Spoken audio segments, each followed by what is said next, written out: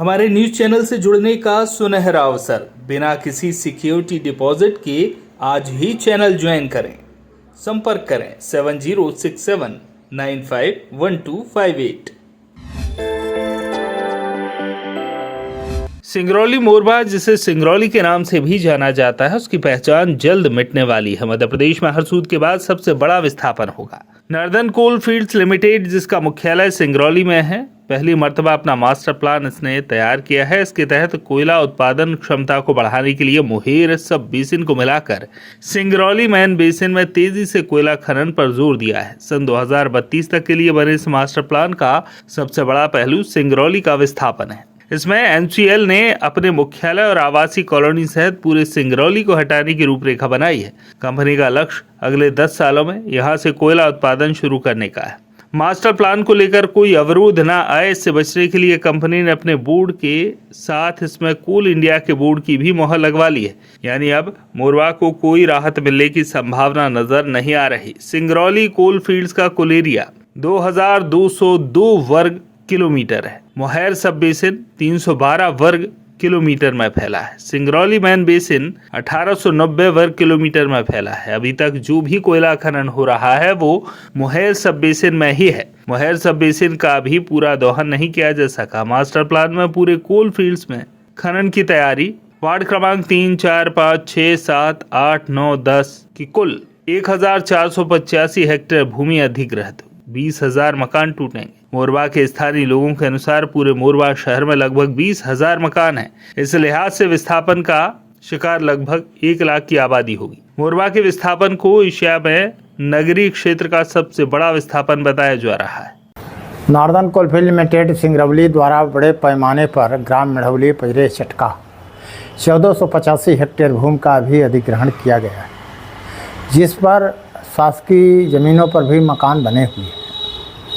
One भूमि के ही कुछ area में भी बने हुए हैं और राजस्व में तो अपना बनाए हैं। अब कुछ लोग पट्टे की ज़मीनों में भी घर बनाए हैं सहमति के आधार पर।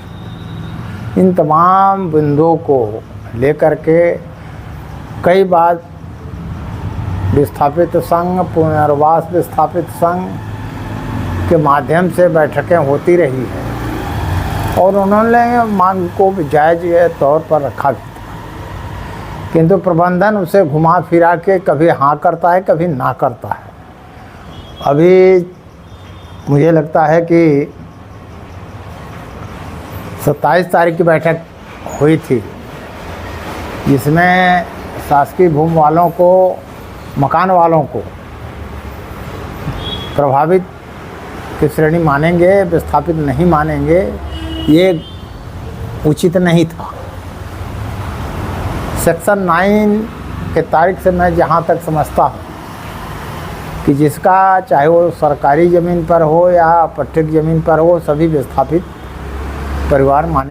सिंगरौली जिले का एक बड़ा भूभाग विस्थापित होने जा रहा है।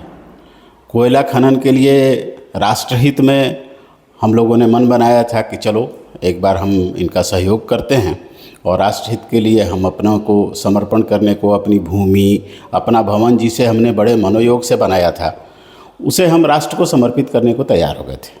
लेकिन एनसीएल की नीति और नीयत दोनों स्पष्ट नहीं है। उनकी नीति में भी बहुत झोल है और उनकी नीयत में खोट नज़र आ रहा है। एक तो वो आज कुछ बात करते हैं, कल कुछ बात करते हैं। अब तक वो 3 बुकलेट जारी कर चुके हैं। पहले बुकलेट में कुछ, दूसरे बुकलेट में कुछ, तीसरे बुकलेट में कुछ। तीसरे बुकलेट में तो उन्होंने अति कर दी थी। उन्होंने पहले निर्धारित कर दिया कि इतनी भूमि 200 मीटर तक को पूरा देंगे, उसके ऊपर वाले को 80% देंगे, उससे ऊपर वाले को 60% देंगे।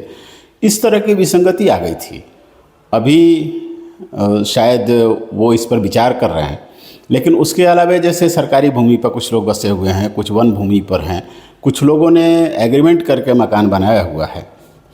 तो उन लोगों के विषय में उनकी ढुलमुल नीति चल रही है। वो बोल रहे हैं कि भाई हम इसमें नहीं दे पाएंगे। कभी बोलते हैं कि भवन का दाम देंगे, सोलेसियम नहीं देंगे। कभी बोलते हैं कि और कुछ नहीं दे पाएंगे इनको विस्थापित।